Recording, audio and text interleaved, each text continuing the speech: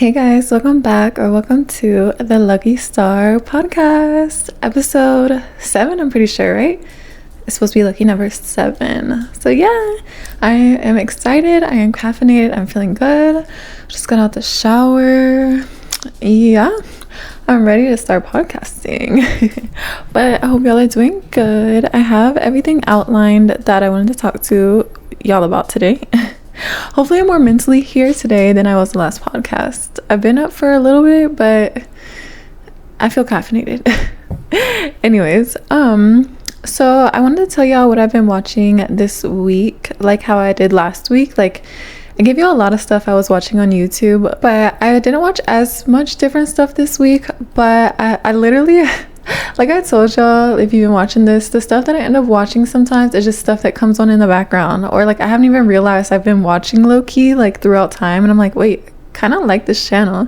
So it's like a couple different channels that do the same thing. So I don't know if y'all have seen those videos where like they have like 3 different people normally cook something, and then the other people try each other's food and rank it. They never really show them meeting, which I don't know why. Maybe so there's like not any beef at the end, but they should show it at the end. But specifically I watched one today, well 2. It's on the cocoa butter channel. The first one was like watching stoners like try each other's like stoner meal kind of, and then the other one was like it's a little like weird, I guess, like how there's girl dinner, there's boy dinner, but like on this channel they kind of like do like different races together and see, like, you know, the stereotype that like white people can't really like season their food. So it was like white boy dinner versus black boy dinner, and it was like kind of funny to watch because they all were like cooking like just college boys. They probably are all college boys, but it was funny to watch. The stoner one was funny too. But I've seen ones before, I think on that cocoa butter channel.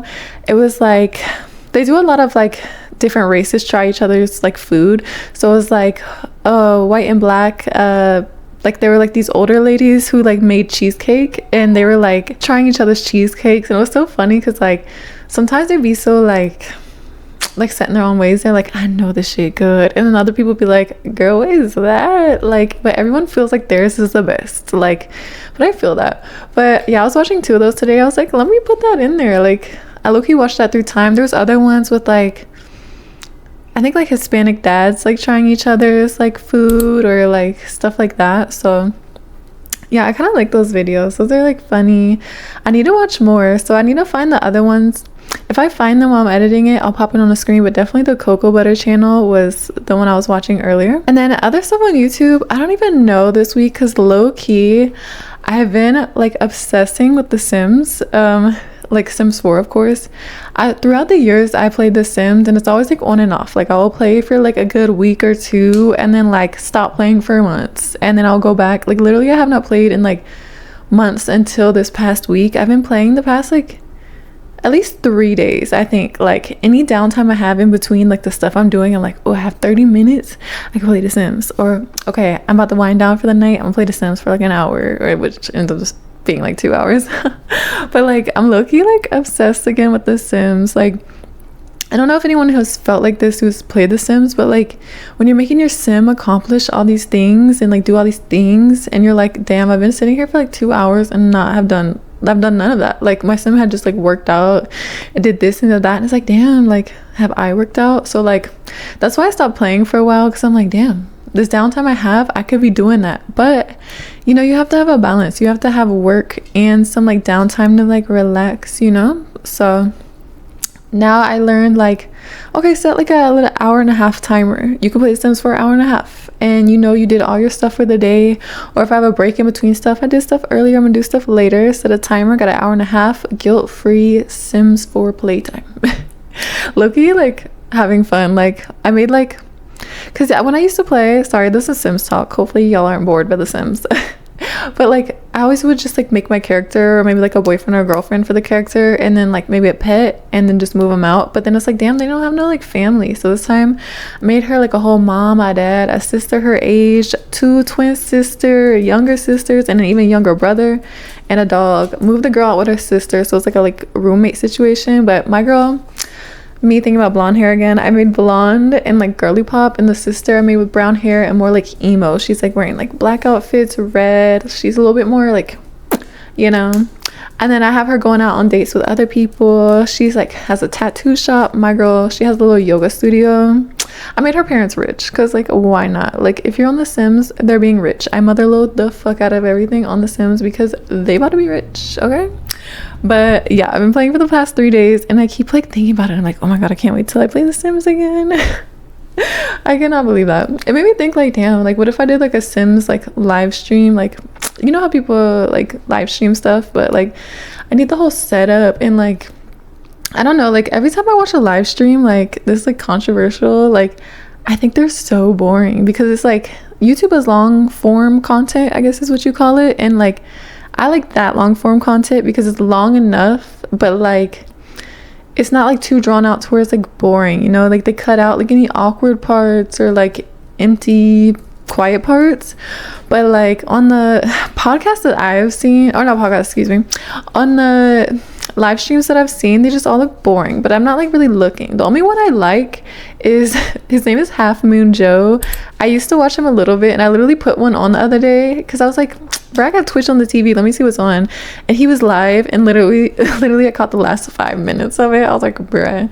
But I like his because he's just funny. He's got like a whole setup. I like the way his like screen is like all purple. Like I don't know what they call like whenever like people can interact and send like his little face of his little dog or like a little audio or something, and he's like super funny. I like it, but like I don't know, I like his vibe. So like I kind of like that kind of style. But yeah, even then those are like 4 hours long, so it's like, but I kind of like that you can like communicate, like it's like what I'm doing now, but like I can actually see y'all comment like stuff in like real time. Like I don't know, I've been thinking about that kind of lately, but then when I see the other ones I'm just like, yeah, so maybe I can do it in my own way. But I've been thinking about that off and on for like the past like probably 3 years, like should I like live stream? But I'm a little nervous too because like if anything happens, like my dog is like making noise right now, like he just shook the camera. I'm about to cut that out. Like I guess I have to have a really solid setup, and if anything happens, just like roll with it, you know? Like I want it to be professional, but like I guess it doesn't need to be like super rigid. But yeah, kind of went off topic there. But yeah, I've been enjoying The Sims, trying to figure out why people like live streaming so much. If y'all have any like suggestions, like Half Moon Joe or somebody y'all think I would like comment them down below. If you have a live stream channel, like shit, I'm down to watch it. Like comment it down below. Yeah. But I did watch 1.5 Supernatural episodes. Like it was this past week, but it was like, bro, I don't even know, like 3 days ago. And yeah, last episode I said I was on season 9. I accidentally lied. But yeah, I am on season 10, episode actually 10 now. But let me catch y'all up because I watched season, bruh, I'm about to fuck myself up again. Basically, I'm on season 10. I just watched season, bro, why do I keep doing that? I'm like trying to fuck it up. Season 10. I'm on season 10. Okay, episode 9. I don't know why my brain was trying to be dyslexic right now. Anyways, episode 9, season 10. Let me refresh myself. Okay, so yeah, by the way, Supernatural spoilers. This is season 10, episode 9 spoiler, and partially episode 10 spoiler. So if you don't want to see it, you got a few seconds to skip ahead. I got timestamps, okay? Don't click out of the video. Anyways, y'all ready? Okay, so for the people who like may have not watched Supernatural and are like interested in it or something, don't mind like me talking about it even though they're not watching it or haven't. Like I'm kind of trying to explain to y'all what's going on just in case like y'all are like, I don't really want to watch it, but I kind of want to hear what she's got to say, or like I do want to watch it but I want to hear what she's got to say type shit. But so Castiel is an angel, but he had taken somebody's body, like who had already had like a wife and at least a daughter. I don't know if there was any other kids. And yeah, so I forgot what happened to where the daughter knew that Castiel was not her father, but something happened in between where Castiel and the father were still in there. But I was like, I think last season or the season before, Castiel got exploded or some shit, and luckily he was still alive, but the dad, he was gone. But anyways, he's coming back to check on the daughter. I forgot why, but she was locked up in like a little juvenile detention thing. He comes back to try to save her, breaks her out. And then apparently she knows like the sketchy older man and this boy around her age, but they're trying to get her, or at least the dad's trying to get her to steal for him. And it's like some weird like, oh, like, I do care about you, but do you have that money that I asked you for? Like, making this kid do this. This girl's probably like, what, I don't know, like 14 or something. Like, definitely under 18, but like, either way, like asking a kid to like steal for you to get money, and you're this father figure. Who the fuck, how did she even meet you? Anyways, Castiel comes in after he loses her. I forgot what happened, if he found her at the gas station or what, but he's like telling Sam and Dean like, bruh, like, this is my daughter, even though it's not my daughter, you know? I don't know why he was feeling super sentimental. I think because in the past, the angel with the orange hair, red hair, I'll probably pop up a picture, she decided she didn't want to do this shit no more, even though she was getting a crush on Castiel, and all of a sudden her ex, which was not her ex, because since she was also an angel, she had the body of somebody else. That girl's husband came back around and was like, where have you been? What the fuck? So she had to act like she was with Castiel. She didn't realize that she's got feelings for Castiel, but Castiel is like in angel mode, and he's like, I can't be focusing on that right now, you know? But yeah, so I think that made him want to go back and find his daughter, which is not his daughter, and he felt a responsibility to take care of her because dad is actually dead now, and I don't know what happened to the mom. I kind of forgot. But yeah, so he loses her again. Sam and Dean help. They find her at this weird little house where that father figure and boy are, and they owe people money. That's why they needed her to steal. So when she went back out to steal again, Castiel found her again, stopped her from stealing, so she wasn't able to bring the money. And then this father figure was just like, had to basically give up the girl so he wouldn't be killed. So it's kind of like, I guess there was like no other option, because if he didn't give her up, he would have got killed anyways, and they would have stole the girl. So I still felt like he was sketchy as fuck though. Like, he was making her steal stuff to get money for the family. Bitch, why wasn't you stealing? I guess because like the worst I can do is she go to juvenile anyways. But yeah, she ends up losing him again. Well, leaving him again, because they go into a hotel room. He saves her. Oh, I forgot a part, bruh. Sam, Dean, Castiel, and the girl are there now. Like, they steal the girl back because the guy was about to do some shit to her. Like, they were insinuating something bad, and like luckily it stopped. But yeah, it's like Castiel, Sam, and the girl walk out the door, but Dean is like taking too long to follow behind, and in the split second, these guys are like hitting Dean. And since he has the mark of Cain, which, like, if y'all don't know, he got this mark from this guy so he can kill Abaddon, which they killed, but also they need to kill Metatron, which we're about to talk about in a second, which they didn't kill yet. He needed a first blade, I think it's with it, or some type of blade, but then they got Crowley to hide it because it kept making Dean go crazy, and if he didn't kill, he would turn into a D word, bro. I hope y'all are keeping up. But yeah, so I guess like it triggers him when he's getting hit, like, and I think he was even warning them, y'all don't want to do this. They're like, LOL. Yeah, he kills all of them, even the father figure. And then the blonde girl, which is the daughter, Castiel's daughter, but not, doesn't forgive them, of course. That's when they go to the hotel, and Castiel's like, oh, where are you going? She's like, you cannot take care of me. You are not my father, technically. You killed my father, and you killed the other guy that I thought was my father. Because you're thinking like, well, if you think she's like in a child mindset, it's like a Stockholm syndrome type shit, you know?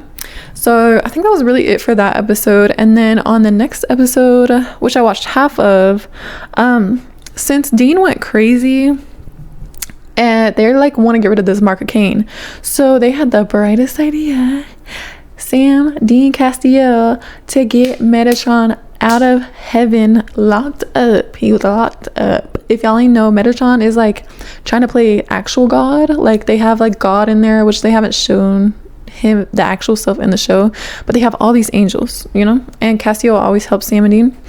But yeah, so I lost my train of thought a little bit. Yeah, they took Metatron out because they finally not saved his ass, no, they finally captured his ass after all the bullshit he was doing to Castiel's like angel grace. And then who gave it back to him? I think Crowley. So yeah, where am I going with that? Oh, so they get Metatron out basically to help, like, they have him locked up in their little bunker, but they're like, how do I get rid of this mark of Cain? He's like, LOL, if I would even fucking tell you. But he's like almost like the Trickster. If you know, there's like a character called the Trickster, and he's like kind of like Crowley. They're all like evil, but then like they'll play the side if they want to, or they'll make a little jokey joke. Like they're not taking it too serious, you know.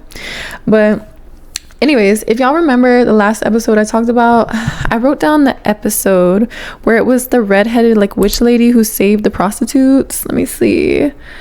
It was, I swear I put it in there. I think that was in the past episode. Either way, I swear I thought I wrote it down, but now I don't fucking see it. Anyways, the redheaded witch lady that saved the prostitutes and tried to make them into her coven, but ended up sacrificing the one, and the other one got away because it's like, bro, all this shit going on. Sam didn't capture him, but then somebody from the past come and he had to let her go because he was about to kill Dean, but then they all worked it out. Anyways, kind of find out that's Crowley's fucking mother, and she's trying to manipulate his ass. So like they lock her ass up because he knows better, but then they lock some other bitch up and they like canoodle. No, they're in cahoots, and they're like, basically the redheaded witch lady, she like manipulates the girl and be like, if you lie for me, we'll set you free. But fucking lied, so got basically the guy that was working for Crowley like killed. Crowley killed him because like he was trying to kill his own mother, you know, for lying on him. But he still knew not to trust her, but yeah, he was letting her walk around. And the part that ended, I think she was like remote viewing where Crowley was, and he was with Sam and Dean talking about the fucking first blade because they said they need a blade so they can do something with it, so they can get rid of the mark of Cain on Dean. Now this bitch knows every fucking thing, and they should have left her ass locked the fuck up. They should have left fucking Metatron locked the fuck up. But brother, that's what makes good TV. But yeah, hopefully I can at least finish that episode today after this before I go to bed. Maybe even like one full episode and the rest of this half episode, so I at least have something to update y'all with. But that's all I watched for that. I haven't been watching H2O. Definitely have not been watching One Piece. I gotta get it the fuck together. Wild Cards, I caught up with those seasons, so I'm waiting for the new one. So yeah, I'm thinking about watching I Love LA, I think that's what it's called, because like I told y'all last episode, I was kind of watching Owen Theo's podcast, and is that the show that he was in? I keep fucking forgetting. Anyways, there's a show with Rachel Sennott, I think that's how you say, and then the one girl, I forgot her name, but I will remember, put it on the screen. She was in the movie Marty Supreme. I did kind of like that movie, but it was also kind of weird. Anyways, not a Marty Supreme review. But she was in there, and then she's in it, so it kind of looks like a cool show, so I might want to try to start watching that one. Maybe I'll watch that one like by myself, because Supernatural I watch with my mom. Same thing with One Piece, Wild Cards. H2O is what I watch on my own time though. But yeah, so I might check out I Love LA. But yeah, okay, so let's go to the next segment. So yesterday when I was cooking, I just would like put on some music, and I forgot about these like 3 older songs I used to listen to. So 9-5 Till Infinity by Joey Badass used to be my shit, and I used to love Joey Badass so much. I have not listened to him forever, but I used to love his shit, like the 9-5 Till Infinity era. Christ Conscious, I love that song. I'm trying to think what else song, like the Before the Money album. That's when that's the full album I think I listened to. Like, oh my god, like I'm getting the chills thinking about it. I like really love that album. But he really got me into like Angel Numbers and stuff. Like it was Joey Badass, like Capital Steez, all of them were talking about it. And then he also introduced me, but like his music introduced me to the Underachievers, and they talk about like spiritual stuff like Joey Badass does in their songs, but like they talk about other stuff too, but definitely spiritual, like way more than like a regular like Migos or like Kodak Black would talk about. Either way, I found the Underachievers through Joey Badass, and like I really love that spiritual shit. And then not spiritual shit, then it's alright, you know what I mean. They were like talking about spiritual stuff in their songs, and like that was another song, Different Worlds by the Underachievers, played next, like after that Joey Badass song. I was like, oh, I love this song too. Like I have so many favorite songs. Of course, Herb Shuttles was like one of the main popular ones from the Underachievers, but like why am I like forgetting all of their fucking songs? I love the Underachievers though, like I do, like literally. I have one more song. Oh, I think it's Jazz Cartier. Jazz Cartier. He had like 3 or 4 songs I listened to like years ago. I'm talking about like right after high school, bruh. But there's a song, Count on Me. Even though like he's telling his story about like, I guess like dating a whole bunch of white girls, but like he didn't want to date a white girl no more. I don't know what he had going on in that song. Anyways, it was really like his voice, the beat, and then the background, the way they said count on me, and like had a little melody with it and like a little harmony. It was just like, bro, like the singing in the background was angelic, bro. Like I swear it never be the lyrics for me, like unless the lyrics are good, then it adds to it. Like the Underachievers, Joey Badass, even though they probably don't talk about everything positive, like they have a lot more spiritual stuff in their songs. Like Hillary Swank, is it Hillary Swank? Joey Badass's song, all these are coming back. Like it was like that vibe, because they even like back when they were doing it years ago, they had like at least Joey Badass, he would use like a little older school vibe. I think that's what the New York rappers were doing, but I was like living. Jazz Cartier, I don't know how he says his name. I think he's from somewhere else. I think he's got like an accent, so I don't know where he was from. I need to check up on him, see what the Underachievers are doing, see what Joey Badass is doing. I know at some point he had like a kid, like daughter, or maybe even another one.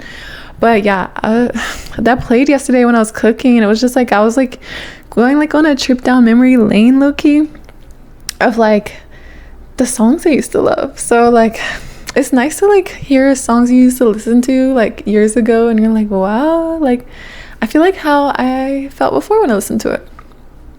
By the way, also y'all, I hope my hair is okay. I like washed it today, it's hair wash day, but like it was still like super wet, so I like just threw it in this little braid thing. But yeah, okay, so let's see, I've been doing yoga for about 30 minutes every day. I didn't do mine today because I'm going to do it later, but at least for the past week, I'm pretty sure 5 days, okay, maybe 5 days, either 5 days to a week, I've been doing, it's really like a 45-minute yoga, but like there's like an intro and outro, so I kind of count it as like a 30-minute yoga. Am I talking with my hands a lot, girl? I think my coffee's kicking in, and I'm wearing a bracelet, which I normally don't, so I'm like, anyways.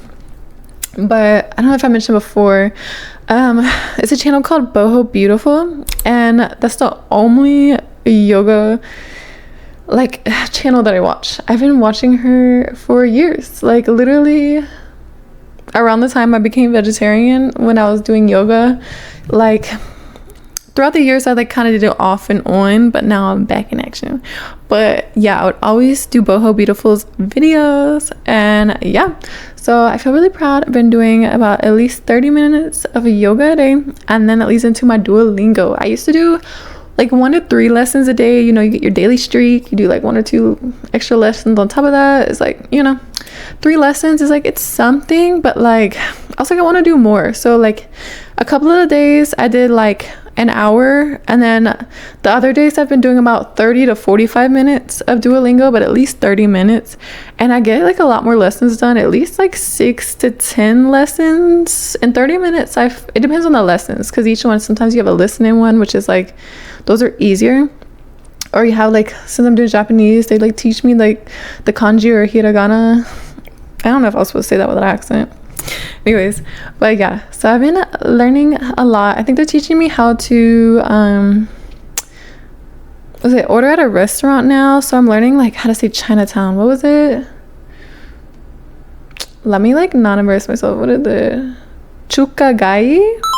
Is either chukagai is Chinatown, I'm pretty sure, because I know chugoku is China and chugoku go is Chinese, I'm pretty sure. But I don't know, I'm learning. Fried rice, chahan. This is not our word of the days, but I guess we got extra in. Fried rice, chahan. My future self, my editing self, knowing I'm about to pop all this shit on the screen, was like, you're done. But basically, I'm learning. Okay, we put some easy ones up there. Let's do like 2 more. Menu is just menu. Let me see one more. Oh, tea, because I know, bro, these are gonna have to be the last ones, because like I said, I just see myself editing this and I'm like, bruh. Okay, so green tea is ocha, black tea is kocha, and then oolong tea is something else. I'm popping up on the screen. Okay, I'm still learning that one, okay?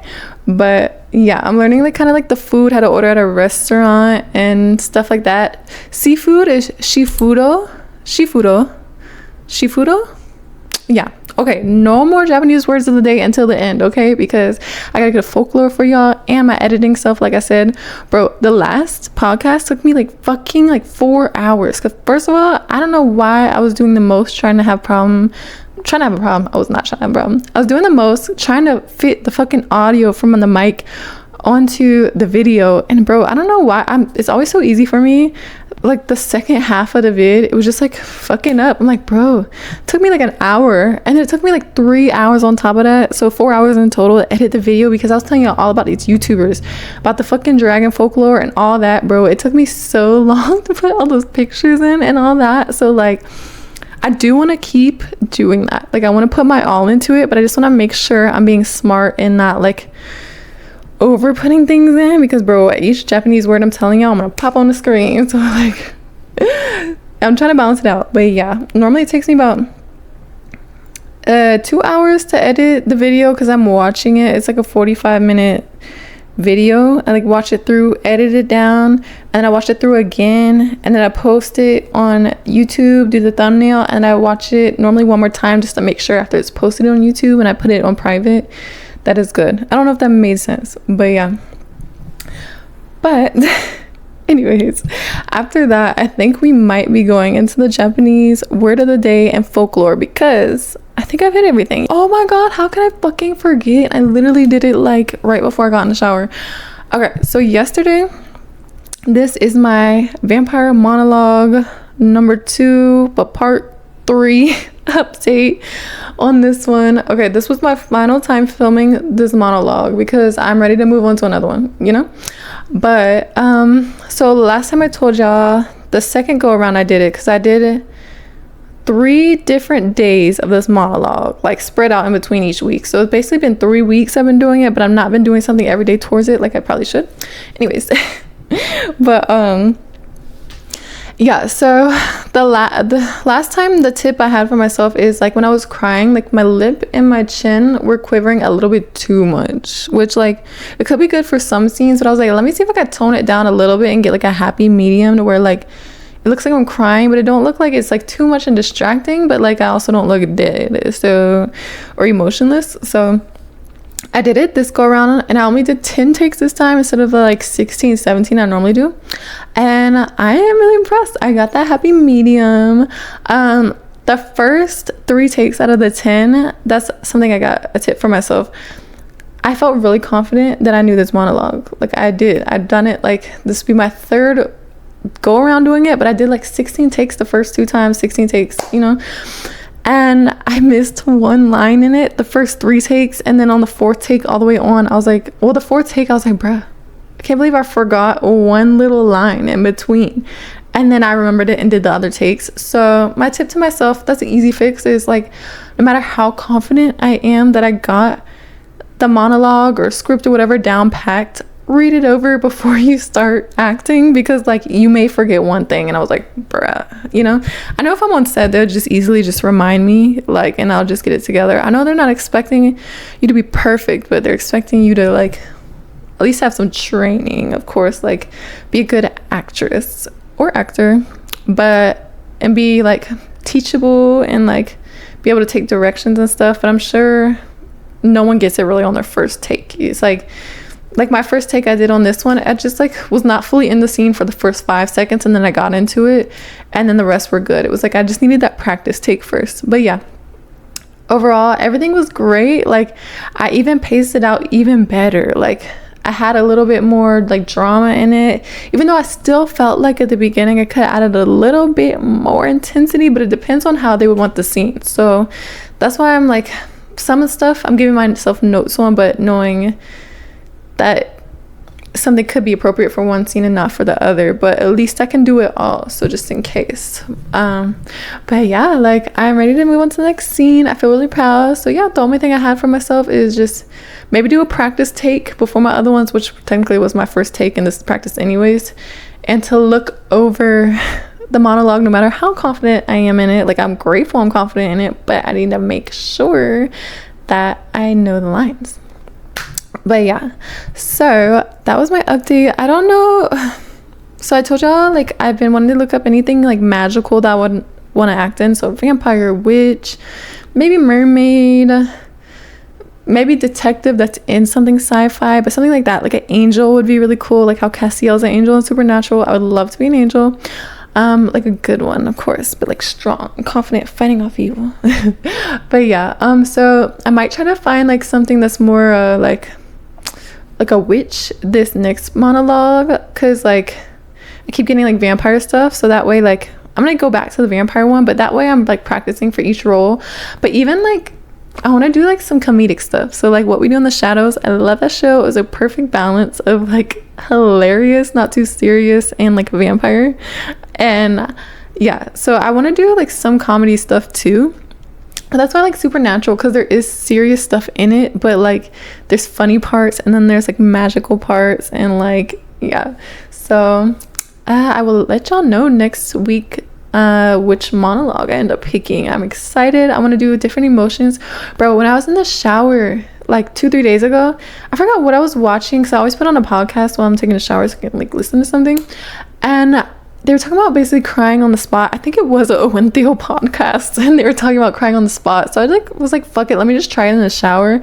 And the way I just had made myself like start tearing up because I was doing the facial expressions, I like was like, oh my god, I need to save this, and I like stopped doing it in the shower. But I felt so proud. I was like, wait, do I just need to like start making the face, and like you kind of low-key start crying? So I was like, let me save this, let me actually do this on camera. Like I did not need to be crying at the moment. I even thought about that today too, when I was like, let me put this in the video. I was like, I could do it on camera, but if I try, then I'm gonna have to like go in the bathroom, because when I cry, like my face gets red, and then like my nose might get a little puffy or something, maybe my lips get a little puffy, not too much, but like I wouldn't be able to just come back on the podcast. I would have to take like 30 minutes to calm down, wash my face, and get it back together. So no, we're not doing that on a podcast. We're gonna do it outside the podcast and then clip it in the podcast so y'all can see. Unless y'all really want to see it on the podcast one day, like maybe I'll do it at the end, so if I am crying it's not ruining the whole podcast. But I feel really proud of myself. And bro, like another lesson, like no matter what it is, acting or anything, if you're ever doubting yourself, just try it, because you probably will impress the fuck out of yourself. And even if you're not the best at first, it takes some motherfucking balls or courage really to go after something, especially that you're maybe new at or not sure, or even if you've been doing it for years, it still takes balls to never fucking give up. So just try it. You will impress yourself, and we just can just keep getting better. As long as you keep going, you're gonna keep getting better, you know, just keep trying.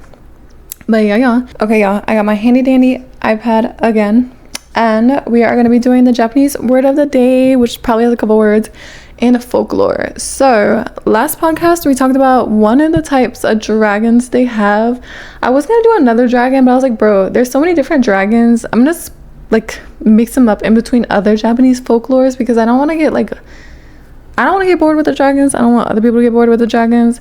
So on the yokai website, I swear, still not podcast, bro, still not sponsored, but the yokai website, like bro, I'm like finding everything on there, but I'm trying to look up and Google some stuff too, and look on other websites, so I'm not fully like, I don't want to like plagiarize what they're saying, you know.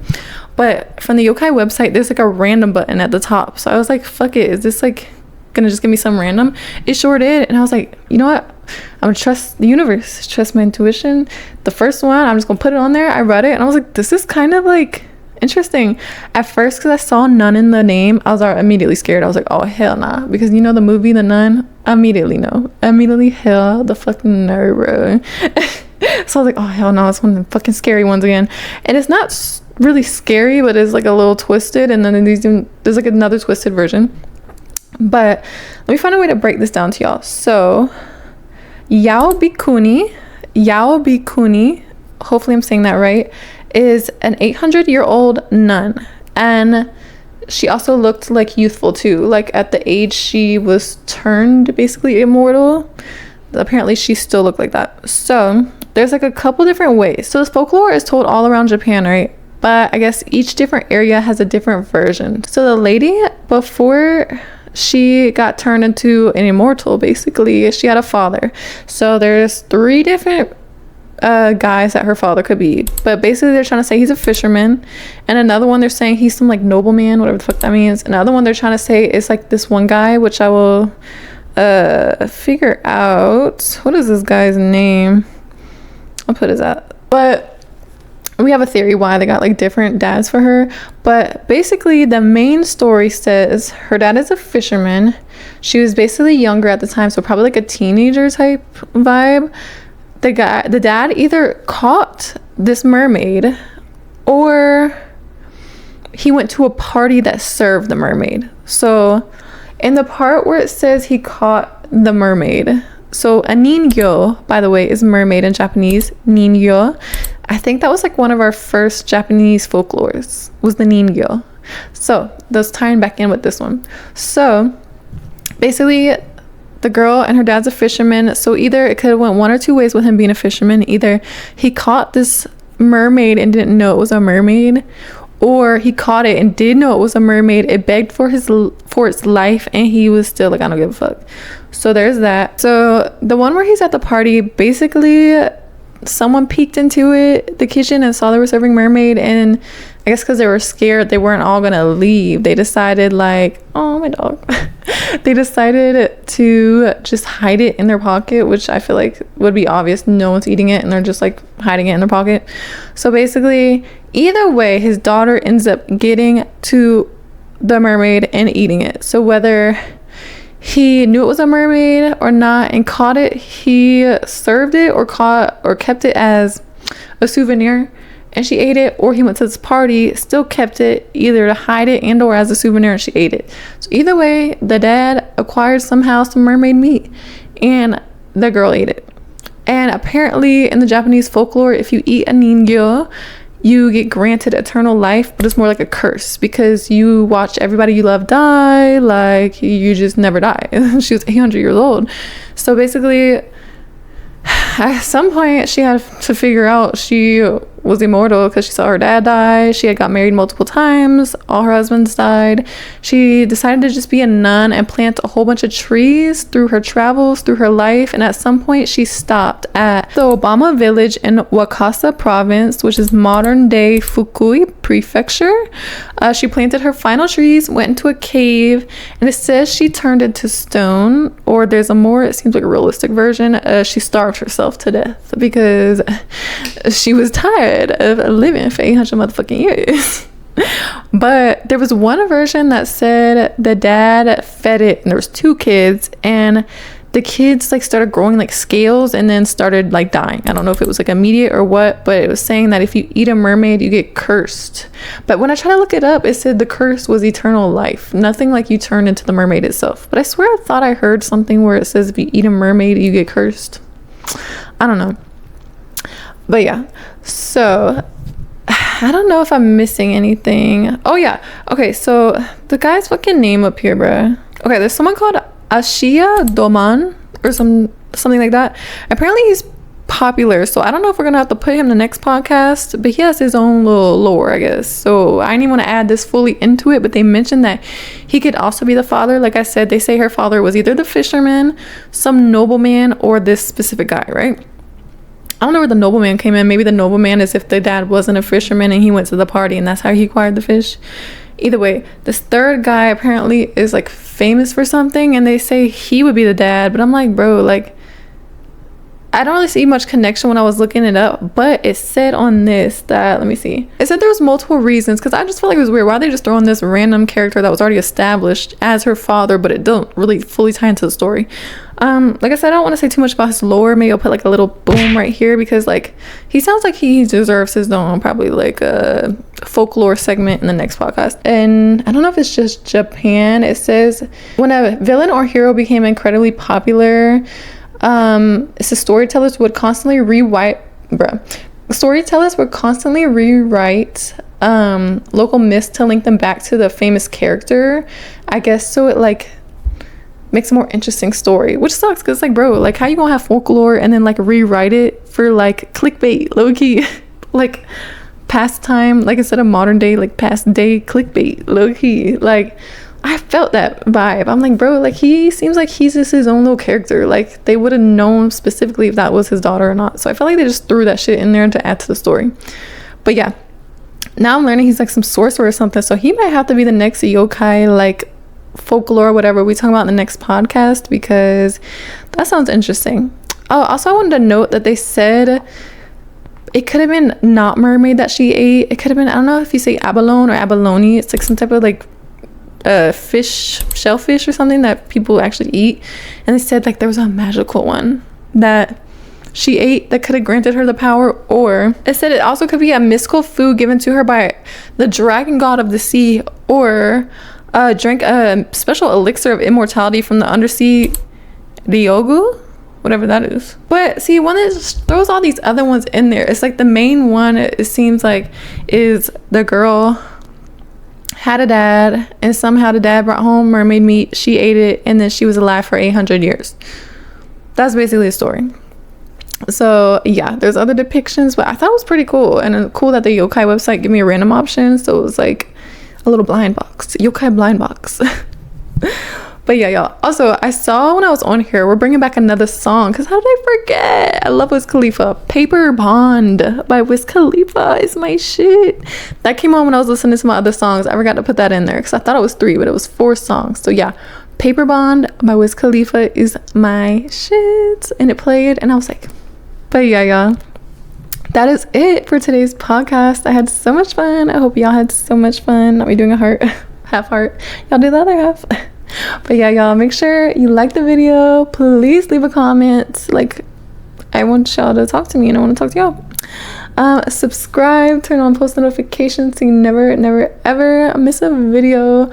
Follow me on Instagram, which I will link down below. But yeah, y'all, I will see you guys next week. I can't wait.